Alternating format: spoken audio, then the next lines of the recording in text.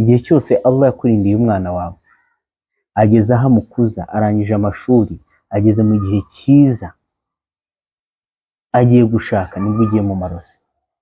Hari igihe umubyeyi aba ari gutegura ubukwe bw'umwana we, mashallah tabarakallah, ukajya kumva turutse inkonkobotsi y'inshuti ye, ati buriya bukwe kugira ngo buzagende neza, umwita kugira ngo ugende neza, urangire n'ubukwe buzagende neza, hari umwarimu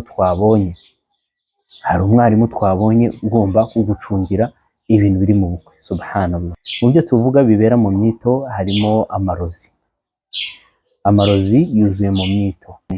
Ni nayo mpamvu mubona rero ingo z'iki gihe zitaramba, kubera ki biba byapfiriye mu iterura cyangwa se biba byapfiriye muri fondasiyo. Niyo mpamvu mu guhera twahereye mu guhitamo umugeni, mu kurambagiza, ubu noneho turi mu bijyanye no kwitegura ubukwe.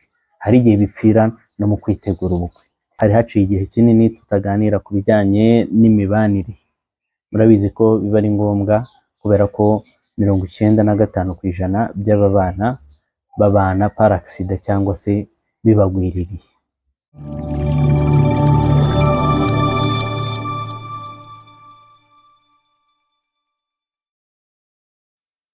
Assalamu alaikum wa rahmatullahi wa barakatuh. Hari haciye igihe kinini tutaganira ku bijyanye n'imibanire. Murabizi ko biba ari ngombwa, kubera ko 95% by'ababana babana par accident cyangwa se bibagwiririye. Imma yamuteye inda, cyangwa se yabonye bikorwa na bagenzi be nawe akabijyamo, cyangwa se ngo kubera ko imyaka igeze akinjiramo atazi ngo bimeze biti. Ibyo rero bikaba impamvu n'intandaro y'urugo n'urushako rubi, ndetse bikaba intandaro yo kwicuza igihe cyaragiye. Kubw'ibyo rero nkomeje kubasuhuza bifuriza iminsi myiza, dore ko abayisilamu twarangije ukwezi gutagatifu kwa Ramadan, turi kwinjira mu minsi yo guherekeza, minsi 6 yo guherekeza, ngira ngo murabizi, wenda ntabwo turi bitindeho. Turacyagaruka kuri ya gahunda yacu y'imibanire, ariko turi mu bijyanye n'imyito n'ibibera mu myito. Turi mu mibanire igice cya 9, ariko mu bijyanye n'ibibera mu myito ni episode ya 2. Urumva rero imyito tuzayitindaho cyane, kubera ko bavandimwe aho muherereye hose, ibintu bipfira mu iterura. Buriya inzu iyo yapfiriye muri fondasiyo, uko wayikora kose irangirika. Kubw'ibyo rero ni ngombwa dusukure fondasiyo kugira ngo inzu ibashe guhagarara yemye.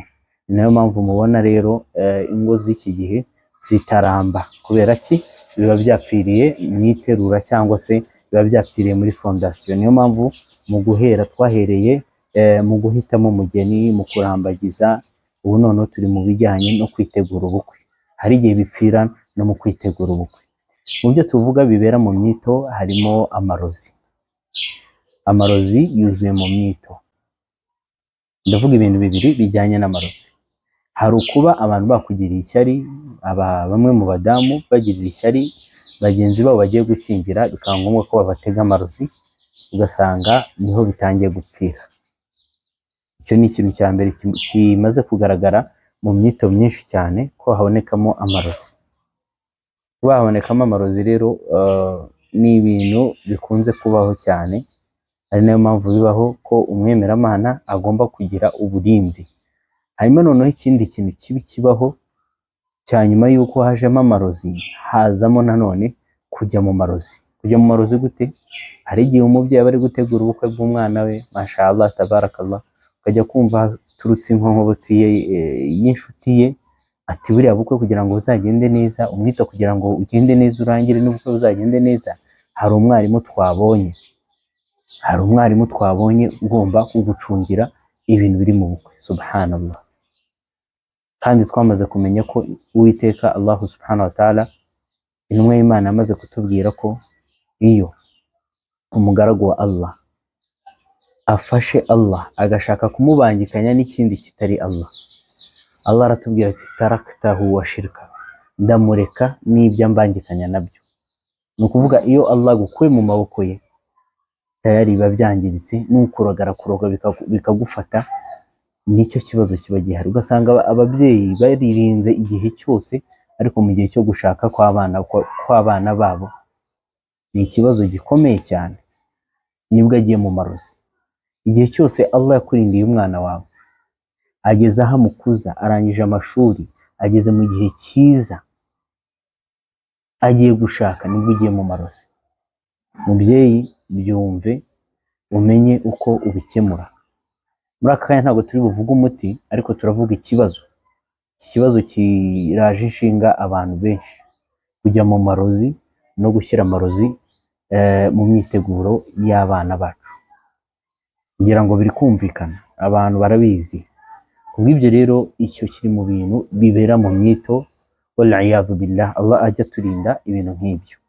Ugasanga ku ruhande rumwe bazanye ibintu by'uburozi, ugasanga no ku rundi ruhande bagiye mu marozi ngo bagiye kurinda ubukwe bw'abana babo. Subhanallah, turagana he? Twamaze gutakaza Uwiteka n'imbaraga ze, tukajya mu marozi n'abantu batishoboye. N'ikindi kintu, tuhatakariza amafaranga menshi. Amafaranga wabonyeho kugira ngo uyafate uyakoreshe muri gahunda, ukayafata uyajyana mu marozi cyangwa se ku murozi nawe utishoboye, arimo arakurindira ubukwe bwawe. Ese Allah akurinze icyo gihe cyose, kuki umuteye umugongo ukajya muri ibyo? Ibyo rero biri mu bintu byangiza ingo, biri mu bintu byangiza imibanire y'urugo. Ugasanga urugo rwarangiritse, ugashaka aho ibintu bipfira ukabibura, kumbe byapfiriye mu myita no kwitegura amakwe. Kubw'ibyo rero ngira ngo benshi buzagenda mubitangaho komenti, mubitangaho ingero. Ngira ngo nzaganira, nifuje kuba naganira na bamwe mu bantu bakunze kuboneka muri ibyo bintu, wenda nuko bidakunda, ariko bibaye bikunda, uzakurikira iyi video azanyemerere nicare tuganire. Ntabwo tuzafata video, just audio yonyine, kugira ngo abantu babashe kumva ibibera mu myito. Kubw'ibyo rero wenda ndumva nasubikira aha, ibyo bintu mubyirinde. Tuzareba n'uburyo umuntu yirinda amarozi mu bijyanye n'iki, mu bijyanye no kurinda imyiteguro ye. Nta nubwo ari imyiteguro gusa, ubundi umuyisilamu aho ava akagera yakagombye kurangwa n'uburinzi.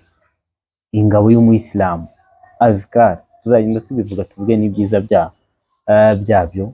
Wabillahi tawfiq, assalamu alaikum wa rahmatullahi wa barakatuh. Mbibutsa ko dukomeje ikiganiro imibanire, igice cya 9, tuzagenda twongeraho inshallah kugeza ubwo abantu bazafayidika, bazasobanukirwa, hanyuma noneho n'abari mu ngo batishimiye bakamenya uburyo noneho babyitwaramo kugira ngo izo ngo zibabere ubuki. Wabillahi tawfiq.